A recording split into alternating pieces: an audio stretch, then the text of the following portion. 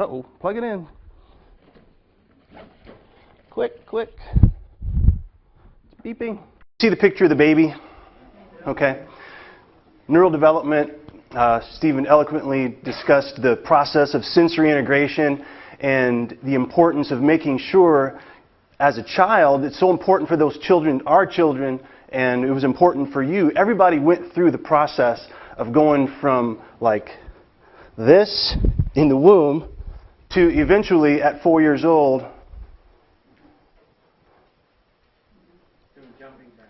the ability to do a jumping jack, the ability to raise your arms above your head without looking like a monkey.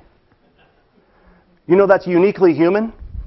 To be able to put your arms above your head without doing this. Humans can have their scapula actually go down. Monkeys have to do this.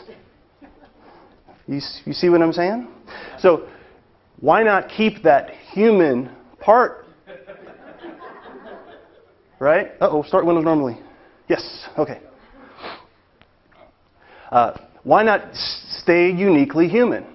But that's what happens to us as we encounter the perception, I'll call it the perception of stress, because really it's all about the way we integrate it and the way we perceive it. But the more things that throw us off balance, the more we go into our predictive pattern of stress and decay, right? Nobody gets stressed and goes, wow, this is the stressed out, I'm as stressed as I've ever been. Now, what do? What do you do? Everybody just put on your stress position for me. What's the first thing? There you go. I see the shoulders. Yep. Up they go, right? Shoulders go up. What do the jaws do? Clench. What do your... If you'll notice sometimes, if you're not thinking about it, I find myself doing this sometimes. If I'm sitting, I'll notice that my knees are approximating each other, and I'll say, just relax. Oh. And then they fall apart again. It's a very predictable pattern of muscle imbalances that occur when any kind of stress comes into your life. And what's so cool about this is we can look for this, and I think this thing might just be dead. I am not kidding. I got a blue death screen a second ago. Actually, it's a great opportunity to just let it flow through, right? But really, that's what the whole game of life as a human is about, as far as in our bodies, is to maintain our uprightness against gravity, or to be able to stay in sync with gravity so gravity doesn't get us and drag us forward. That's what happens, isn't it? As soon as we think about it, as soon as we recommended, let's do that. And this is way different. All right. Recommended.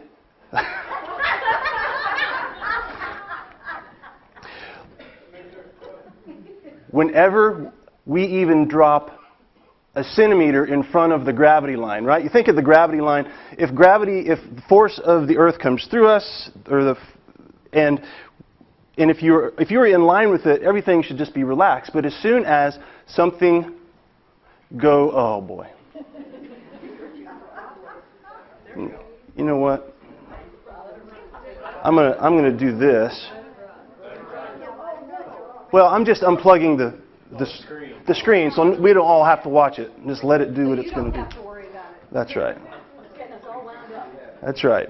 Function 5. Okay. No signal. That's fine. Okay. Everybody's smiling and doing their thing. No stress. So as gravity comes through you, as soon as you drop 1 inch in front of the gravity line, guess what gravity has a chance to do? Oh, it starts getting you, right? It starts getting you. And as soon as it starts getting you, what happens? You start having muscle tension that you would not have had if you were straight on line with it, right? That makes sense? Everybody, imagine you have a stick in front of you. Everybody hold your stick.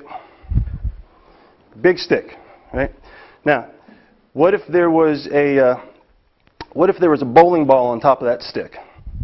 Okay, whoa, okay, there it is. Now you got your weight on. Now, what if you take that bowling ball just 1 It doesn't have to be very far at all. 1 centimeter forward.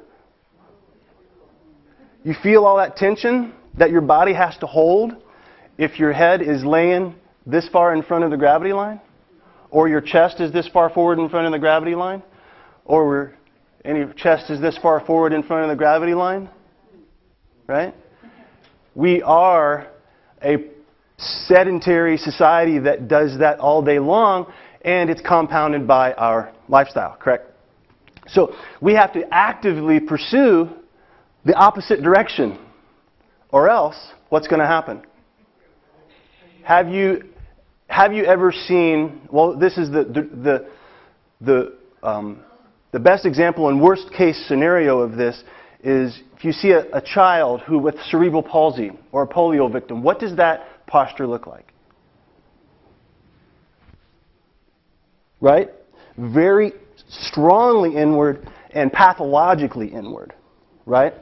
Now, go to any skilled nursing facility of your choice and observe. What does that look like? Not too different. Right? Curled up.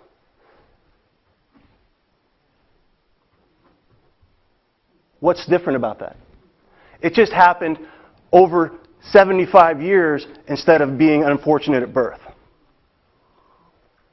Okay? What's cool is over in Eastern Europe in Prague, Vladimir Janda in the late 50s, early 60s identified this as crossed posture syndrome. And what's even cooler is you can, if you know exactly what muscles are going to get tight with stress, you can directly address those muscles with soft tissue therapy and therapeutic exercise to bring balance back to the body. And whenever you bring balance back to the body, it's that you can bring yourself into peace physiology, or into that, as Stephen said, the parasympathetic nervous system can dominate. That parasympathetic nervous system is the healing system. If your body is like this, okay, most people I see as a chiropractor, most people I see who come in have some degree of a chin poked forward, right? Rarely do I see people coming in with migraines saying, I have these horrible migraines, and look at my perfect posture, right? Usually they have these horrible migraines. And then when they're sitting kind of like this and telling the story. And you just observe and you go, aha, I can't wait to get you on a foam roll. Anybody been on a foam roll before? The foam roll. This is actually, if there's nothing else you learn tonight from me, I want you guys to find one of these, and it will be your best friend and favorite tool. And how do you use it? If you need to stand, you can look, but I will show you. Here's the forwardness draw we're talking about. Okay? All we're going to do is once a day, or a couple times a day, you're just going to lay over it. You wouldn't believe how amazing this feels. What am I doing? I'm just paying my tissue debt. I have debt built up. It's like I've been doing this all day long. I better go the other way, or else this is not going to change. This is going to turn into the nursing home shuffle, right? We start pulling ourselves along versus pushing ourselves along. So,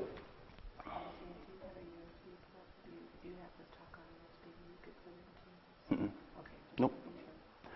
I'm just going to turn this off. Yeah. It is off. Forget about it. Just what I needed. I had when it came up earlier, I said, I sure hope that thing doesn't work so I can just be me. Sometimes people are a slave to those things, you know.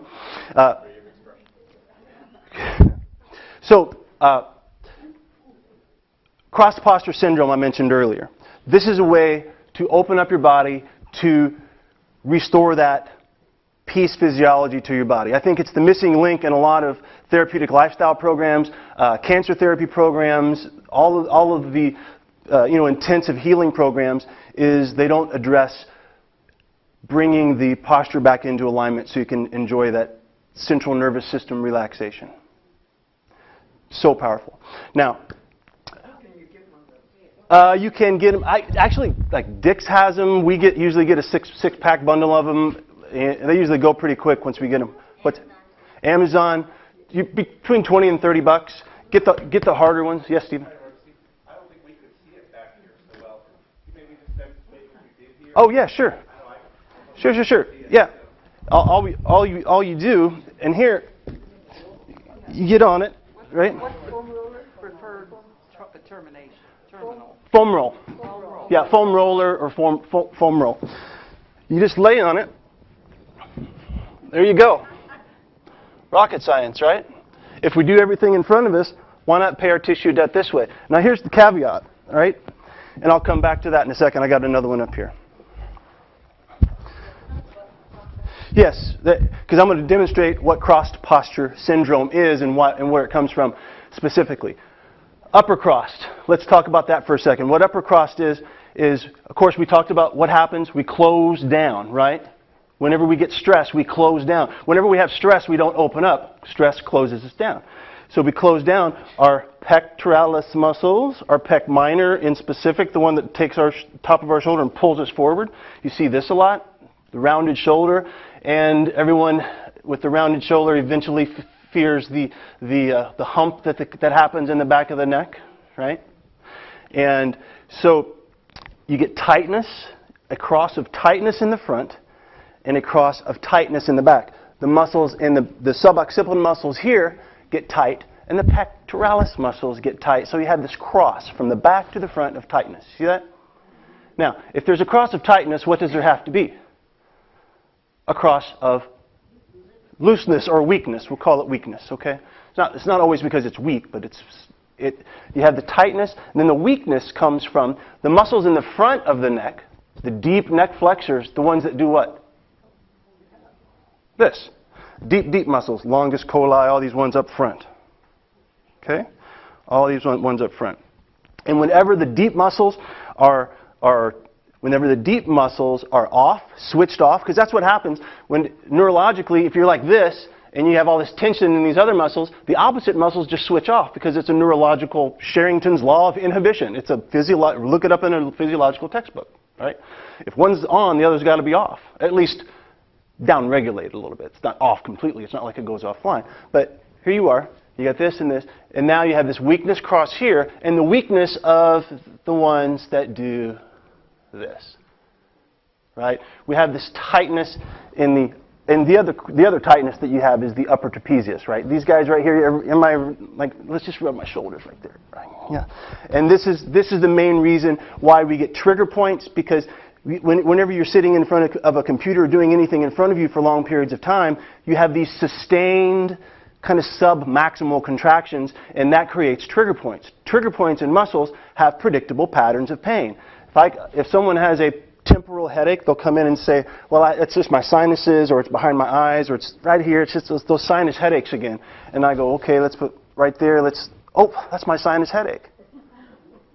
Okay, so the antibiotics you've been taking for your sinus headache, all we need to do really was address that trigger point, maybe do some manual therapy to it, but the manual therapy speeds it up, right? Doing trigger point therapy, you can rub an elbow in it, you can do active release technique, there's all kinds of manual techniques you can do, but unless and until you take that action towards correcting the crossed posture, it's going to come back, and guess what? If I'm a chiropractor I was going to go somewhere where I shouldn't go. If I don't address and retrain your body systems to keep it that way, then you're coming back and you got a patient for life, or I have a patient for life.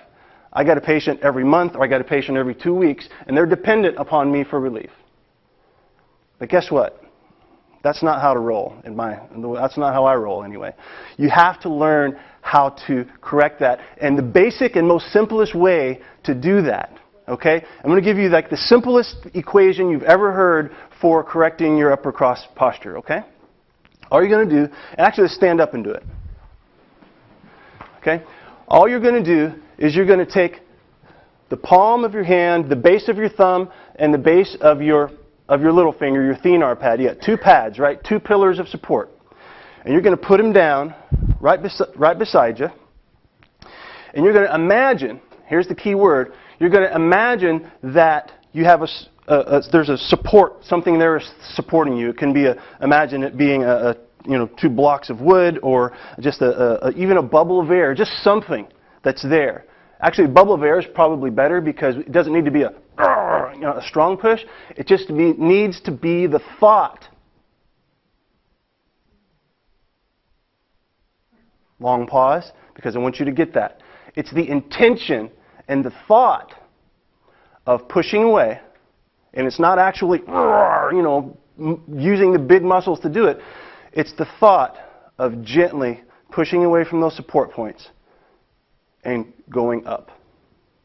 How does a rocket go up? It thrusts, it pushes down. How does a baby go from here to here in 4 years? It keeps pushing away from support points. That's all you have to do. You have to imagine a support point, and nice and gentle, okay, and just push away. And what happens to your shoulder blades? They go down. The tension here has a chance to actually let go. Okay? You guys can sit down again. Very, very, very simple. Upper cross. Now, remember that moment-to-moment thing that Dr. Johnson was talking about?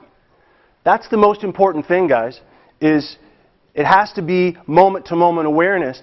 It'll help a little bit if you do, like, I'll do 3 sets of 10 3 times a day where I just stop and I go like this. How about every time you feel yourself walking down the street, you think, I can probably just imagine that right now. All you have to do is imagine it. All you have to do is imagine it. Okay? Because that's how your brain rewires. It rewires through imagination. He talked about the right side of the brain earlier. The right side of the brain is how the brain rewires. If you can imagine it and see it, you guys have heard that before. If you can see it, you can believe it, you can make it happen, right? That's how your brain works. It goes through the right side. So the more you can see something happening in your brain, even if you don't have the consciousness of how to do it actively, you don't have the muscle coordination and memory of how to do it, you can just imagine it happening. And your nervous system will start percolating. That's one of the most powerful things you can do if you're laid up in bed and you've got an injury or something. You just imagine yourself pushing away, and your nervous system will respond. Proven fact. That's the same thing as the brain that rewires itself. It talks about Norman Doidge talking about neuroplasticity. There's two groups of people. One learns how to play the piano by physically playing the piano. The other group is only allowed to imagine playing the piano. Same benefits when they sit down. I think that actually the imagining group actually got to practice for like 5 minutes before they did the test. But they performed almost identically. Imagination, thoughts, intention is everything. Lower cross. Okay, but the upper cross, by the way, you have to open up the chest, right? You have to open up the chest. Like I said, I do a lot of soft tissue work. I do pectoralis minor releases, and then I send them home with a foam roll. Yes. Oh, you're stretching. That's good. That was good. That's how you do it. So you have to open up the chest as well, and then keep that in moment-to-moment awareness of that nice, easy push away. All right? Lower cross. Lower cross syndrome is, I can say unequivocally, without a doubt, the #1 reason for mechanical low back pain in the world. What is it? Okay? What is it? Again, stress does what? Pulls us forward and inward, folds us in. Think the pathological cerebral palsy or the nursing home shuffle, right? Forward, Short hip flexors, short psoas muscles. What are we all doing right now? Sitting, and our hip flexors are shortened from sitting all day long, most of us. Most of us. As a society, we have pathological short hip flexors. Long drives. What do you do after a long drive? You get out at a rest stop after 3 hours on the road, and your first few steps look like what? Oh, God. You know? And you're not... How are you getting... How do you walk that 10 feet until you can finally start to straighten up? You walk, and your back is just on. Your back is doing all the work. And just think of the people who never get through their hips. The back does the work all the time. Here's the bowling ball. You might as well just hold it all day long. And your back is just going to scream. Okay? Until you open up the front of the hip and you get length in the front of the hip, your back never has a chance. You can come to my office, I'll turn you on your right side and go bam. I'll turn you on your left side and go bam. And just that, and you'll walk out and go, man, you're the man, you know. You know, that's what you get. And then the doctor gets all the credit. Oh, he's the best chiropractor ever. He cracks me in, and he cracks me the other way. But I got to go back next month, or I got to go back next week, because the problem was never addressed. The core problem. Get to your core.com. It's our website. And actually, the website does have a series of self-tests and a whole free exercise series, kind of the fundamentals of reversing cross-posture syndrome. So that's kind of what our website's all about. Anyway, cross-posture, you got forward here, you're tight in the psoas muscles, you're tight in the hip flexors, tight in the low back. Right? Where are you weak? Abdominals, right? Transverse abdominal. The muscles that go from your lower ribs down to your pelvis are weak because you've been forward so long, you got this kind of open scissors thing happening. Right? You get this open scissors thing. Now, this isn't everybody with low back pain. I'm not going to say this is the slam dunk every time. But this open scissors that we get causes our back to get overloaded and our abdominals to just go out the window. Okay? So our abdominals get weak, and usually our glutes and our really deep hip flex, or the really deep muscles of our hip get weak. And we cannot bring our pelvis underneath us anymore. We run around with this little bit of a dump. Like we're always spilling the water out of our pelvis. That's a good thing to think about when you're walking is, if you ever walk by the mirror and say, is the water spilling? Yeah, let's just bring it just a little bit. And here's the caveat. It's not all about, doing the glute squeeze thing. You'll hear people train that. And I know it looks funny, doesn't it? Walk around like this. Hey. Yes, Steve Urkel. Hey. I ain't hear that. This is how I used to teach it. This is how it used to be taught. But what has come out of the whole neurodevelopmental model and the Eastern European thing and all that kind of stuff is that it's not about the big strong outer muscles that do the job. It's about the little bitty muscles on the inside. It's the muscles like the deep transverse abdominis. It's like the deep hip muscles that allow your pelvis to kind of slide underneath you without having to use your glutes. Let's see if we can do that, shall we? Everybody stand up. All I want you to do is feel you kind of check in with kind of what your posture feels like, and I want you to over-exaggerate the forward tilt. Okay? And all I want you to do is try to bring it back underneath you without squeezing el gluteus maximus, right? Without squeezing the glutes, try to bring your pelvis underneath you. Here's a trick. Imagine that there was a support point in front of you. Imagine if you were laying on your belly and if you were on the floor like this. What if you just tried to connect your pubic bone to the floor? What if you just tried to push away from your pubic bone? Like a guess what does at about 3.5, 4 months old. Like a baby. Like you did when you were a baby. This is deep wired into the system. When you bring on these intentional things where you can connect and wake up that system, your nervous system goes, oh, I remember this. I remember this. We did this. I did this when I was like 4 months old. This is how I developed my posture. This is how I got upright to begin with. if you can bring those pieces of your intention back to that, you can reawaken those pathways of youth. Literally. You can awaken those pathways of youth. And that goes for everything, right? So you can have a seat again. That goes for thinking about your I know one of the positions we use in the office and in the course, in the online course, is we have people get on their elbow and they push away from their elbow. Okay? What am I doing? I'm starting to learn how to creep and crawl because my support point is the inside of my elbow when I creep and crawl. That is a major place with a lot of potential for sensory integration.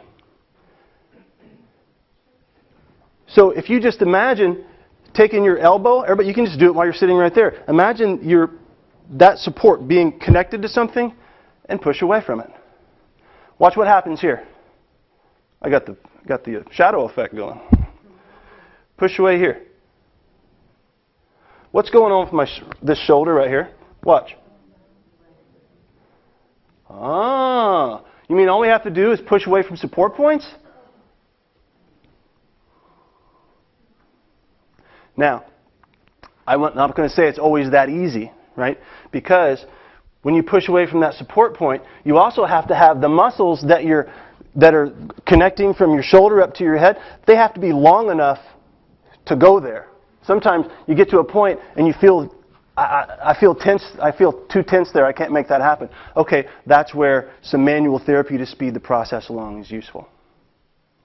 Okay? But you can get there if you keep giving it that intention over and over and over again. Pretty soon your tissue is going to say, all right, I give up. Let's give in to your demands, essentially, right? So the other thing, and so what is the most common cure to mechanical low back pain? The most common cure to mechanical low back pain, all I usually do is I give people a simple split squat or a lunge exercise. I'll demonstrate it, then you guys can all do it. And when you think of lunge, what does everybody think about whenever you think of lunge? You think, well, I'm going to work on my glutes and quads for training, right? You think, oh, this kind of thing, right? That is a lunge, and you are lunging forward. We call it the push-away lunge, and actually we should probably have named it a split squat because it's more of what it is. What we do is we get nice and long. First of all, can you even do that? And can you hold your balance while you're doing that? I'm amazed when I put people into, okay, let's get ready to try this split squat, and they get back here and they're like, ooh, whoa, whoa, whoa. Like, aha, there's more than one thing going on here, right? We got balance issues too. But that's that learning that skill, right? Learning a new skill or reawakening an old skill that you haven't used for a long time wakes up your brain, puts it in learning mode, gets your brain-derived neurotrophic factors going, your BDNF, and that's the stuff that keeps you young in your brain and prevents you from getting Alzheimer's. When you learn something new, whether it's learning a new language or learning a new movement, you're learning something new and you switch on the neuroplasticity in your brain and all of a sudden you start learning other things easier. That's what's really cool about it. And that's why it's so powerful for kids to make sure that they're integrating these basic movements into their life, because as soon as we get to 4 years old, they start getting into TV and video games, and then they lose all of that possibility for integration that they would have had playing on the playground or whatnot. Okay, switch back into the zone here. Here you are, lower cross. All we're doing is, remember, our goal is to get space in the front of the hip, and all we're going to do, find the position first, and then we drop straight down the gravity line. Okay? It's not a translation maneuver. It is a straight drop. Your knees will talk to you if you got a knee thing going on, and that's a whole other deal. Right? Exercises are diagnostic. If you can do, all of a sudden you do this exercise, well, I can't do that because this hurts. Okay, let's peel back and look at that, because until you get that done, until you can do this, we can't go to the next thing. So let's all try that now. And And first, so you can find a little space if you need to. You're free to roam about the cabin. All right. So first thing is everybody's just going to get comfortable in a nice, about as wide as you can comfortably get. Okay. And use a chair next to you if you don't feel. I mean, seriously, use a chair for a finger support if you have to. And all of the bending is going to come out of the back. The back knee is where all the action is, guys. The back knee. It's almost like you were lunging down into the back leg. Both legs are going to bend. Straight up and down. Yes, you're on the ball of your foot in the back, and your front foot is flat. And you're just going to drop straight down, and you're going to feel a stretch. Where you want to feel the stretch is in the front of the hip, and you may feel it down in your thigh a little bit. But stretching out the front side of that hip is going to take that psoas muscle and release it and relax it. And that psoas muscle that crosses your hip goes up and attaches to every single one of your lumbar spine vertebrae. Okay? It's a straight down. It's a straight down, and make sure that you're on the ball of your back foot. It's not, if your foot is turned out, then you're not going to get the same effect. On the ball. Straight down. Okay, does anyone feel a stretch in the backside hip? Who is not feeling it? Not feeling it? I mean, let's demonstrate. I'll just correct. What's your name? Debbie. I'm going to help Debbie correct, and she'll help everybody else learn. Come on. Okay, do what you were just doing. Everybody take a look.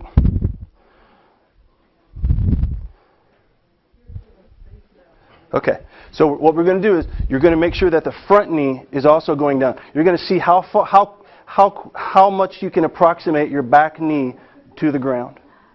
Okay. You can use me, absolutely. Your front knee will bend. Your front knee has to bend, hon. There you go. Now stay. Feel it now? Okay, so she just wasn't bending her front knee. The thing that I'm seeing the most with everyone is also really compressing the stretch with the feet close together. I know Steve does it close, but he has the ability to drop straight down. But if not, if you step back a little bit and just focus on a little bit of a knee dip without going forward. Right. Yeah. And the other thing is your spine. Thank you. So that was helpful. You felt it more immediately. Okay. So the other thing with that, guys, is whenever you go down, your body, if you have a lot of tension in the hip flexor, your front body is going to want to go like this. Anybody feel that when they went down? Okay. So again, everything's aligned, dropping straight down. I call it the pushaway lunge. It's one of those exercises that's free on the website. If you guys go get to yourcore.com, it'll be right there. You name and email, and you got it all. Okay.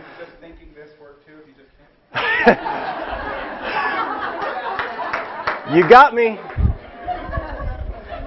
Good. Well, that's a very good point, because before you start into that, it's important to bring that thought of, okay, let's connect my pubic bone like a baby before we start. And that's going to put the pelvis in the right place before you go anywhere. Okay? So, yes, actually, probably, they should do a study on that. I should do a study on that. So, yes, both legs equally, yes. And yes, you can do, and as long as you just get that into your system, if you did a set of 10 on each side a couple of times a day, and just pay attention to what your back feels like. And again, that's not a slam dunk. I just find it in probably 80% of just regular, standard mechanical low back pain people who come in who sit all day. All right? So, yes. Get to your core. That's not get, G-I-T. Get. Get to yourcore.com. No, it's not G-I-T. That's all spelled out. So, your core. All right. So, now, let's see. Where are we on the scheme of things here? All right, we got a few minutes. The other thing I want you to really grasp onto as a concept before you go home tonight, that'll carry over into a lot of things, is that when you're a baby and you're on your back in this position, just imagine me on my back here, right? My legs are up in the air. And the first thing I do before I start rolling over and turning and reaching and grabbing and all that stuff, the first thing I have to do is I have to develop my primary support zone in order to push away from it. If I don't have something to push away from, it's like shooting a canoe out of a cannon, right? That's not very effective. Boom, right? You got to have a solid base of support before you put any force through it. Can I get nods on that? Makes sense? You get that shoot a canoe out of a cannon thing? There's no support there. You got to have a strong support point in Prague. They call it the punctum fixum, the support point of support. In the main first one, when you're 4 months old, or around 4.5 months, before you start rolling and turning, you have to connect your back support zone to the ground. Amazing how many people cannot connect their back support zone. Right, Carol? Right. Carol came down from Indianapolis. She's probably furthest traveled today. Actually, she's from Champaign. Oh, Champaign, Illinois. Yeah, sorry. Anyway, well, she's did our online course and has then come to us. Yeah. So anyway, the connection of the back support zone. If you need to stand up, I'll just do it here real quick. It's easier to actually just show it. I'm on the ground, and I have to. This area right here, my back, not my low back, not my upper back, but right at the base. Everybody find on yourself everybody find the bottom of your ribs and the top of your hips, and there's a little gap in the middle. That little no man's land in the middle there, right? Right there, if you wrap your fingers around, you've got your back support zone. That's the most important support zone for you to get when you're moving, walking, sitting. Okay? So before I can do this, technical difficulties, before I can do this and roll over for the very first time, I have to have a base of support from which to push away from. Excuse me for dangling a preposition. All right? I'm pushing away from my back support zone. Until I have that, I can't have any kind of movement that's efficient or effective. If I don't have that and all of my movements don't come from that core, then I'm going to overuse other things. And I'm going to develop overuse syndromes. I'm going to develop low back pain. I'm going to have inefficient movement patterns. So that connection is first. And you can see how I lift the pelvis a little bit? It's like I am balancing like a teeter-totter right there. I challenge you to do that versus 100 crunches any day. To do that and breathe. Oh, that's that breathing thing. We have got to talk about breathing. Yes. It's perfect. Whoop. Yeah, it's okay. It'll go in the pocket there.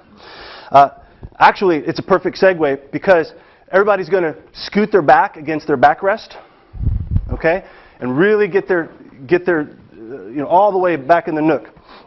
And I want you guys to feel. I want you to connect that part of your back to the backrest, okay?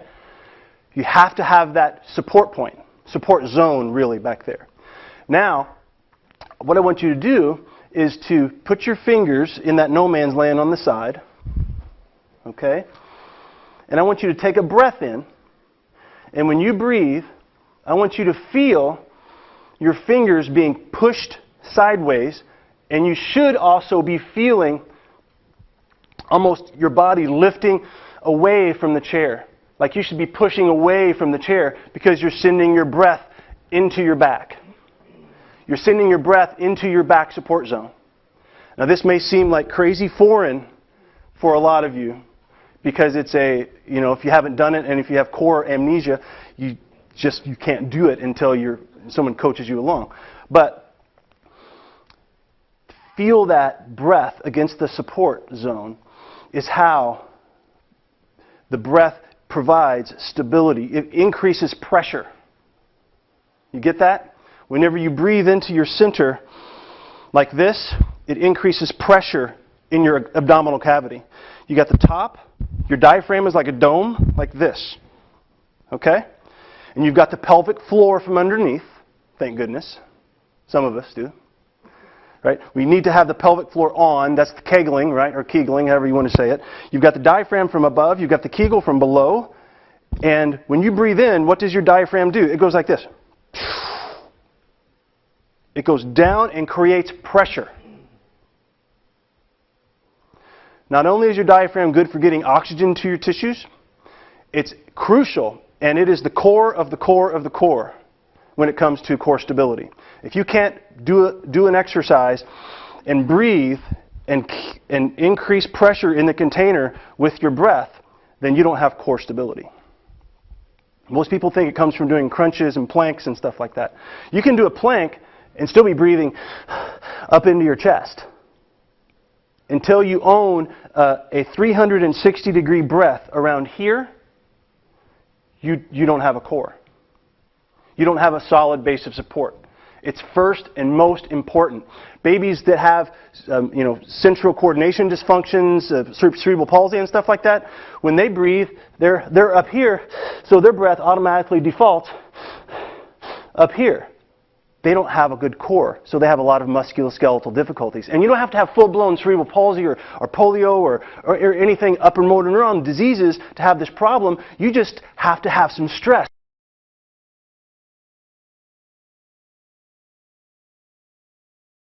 For creating images and understanding, remapping your brain essentially. And that's basically what we're doing with our course, is remapping people's brains for neurodevelopmental posture. Right?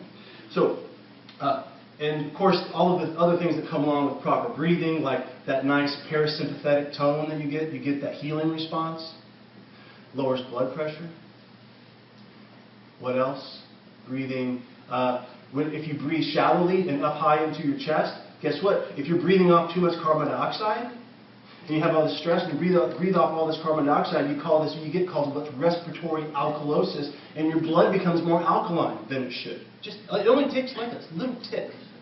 And when your blood becomes a little bit more alkaline than it should, your hemoglobin holds on to oxygen. It's called the Bohr effect. Again, get out a physiology book and look up Bohr effect, B-O-H-R. If your hemoglobin holds on to oxygen, when it goes by the tissue, it says, nope. It holds on to oxygen stronger. So your tissues don't get oxygen. So if you have breathing dysfunction, respiratory alkalosis, the Bohr effect, now your tissues aren't getting oxygen. Now they're screaming for it and they're developing trigger points. Now you got chronic pain.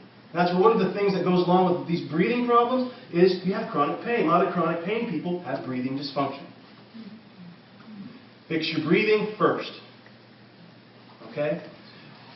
Lay on a foam roll and focus on breathing. And you know what? You'd be amazed at the changes that can happen. Back pain, neck pain, headaches, all that stuff. Any kind of stress-induced blood pressure, all that stuff. It just turns on the peace system, guys. That's all it does. It turns on the peace system. Does that make sense? Okay. So your biggest take-home homework for tonight is first, you're going to use your little biofeedback machine and feel and just pay attention. And there's the magic word. How about becoming aware of what's going on from moment to moment with your breath?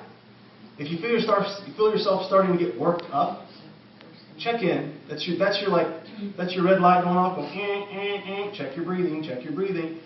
Okay, where am I? And you can stop in that moment and make a different choice. And there's that action. It could be number 8 on the list for Rudolph, right? Number 8 is just check in with your breathing. Was that one of them? Was breathing? Posture, changing posture was one of them. That's number 1. The other one is you guys are going to do your lunges. Just go to the website and get the proper thing. There's a PDF you can print out. It's got all the directions, so you don't have to. So you don't make a mistake, because nothing worse than doing an exercise wrong and saying, he didn't know what he's talking about. That back's killing me now.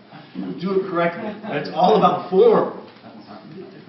The ability for people to do exercises incorrectly has no bounds. Figure that out.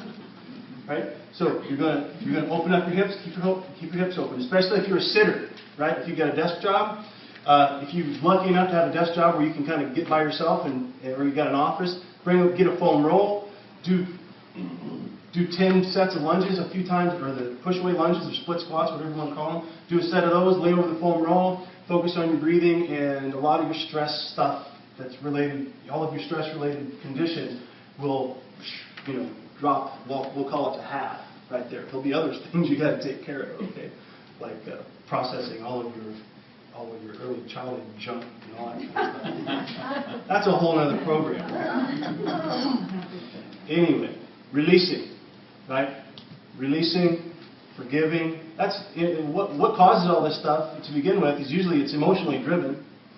Stuff we haven't forgiven, or we're holding a grudge against that person, or we're mad at that person, or we're thinking about what that person is going to say when we go into this meeting. Those are the things that cause all these problems. We just compound them by sitting at a desk all day. We just make them worse. So just pay the tissue debt, take it the other direction, and enjoy peace physiology. How about that?